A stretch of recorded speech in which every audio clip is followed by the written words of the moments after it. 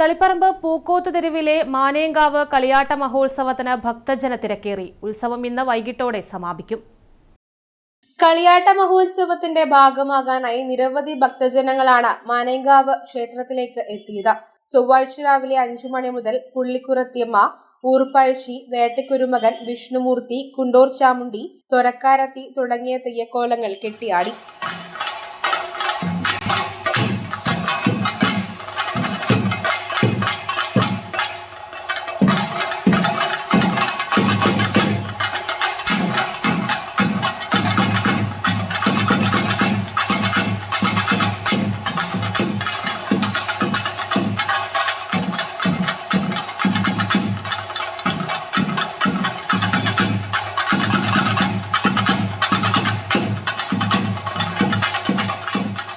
അരിയിൽകുളങ്ങര മാനേങ്കാവ് ഭഗവതിമാരുടെ പുറപ്പാടും തുടർന്ന് കലശം എതിരേൽപ്പും നടന്നു.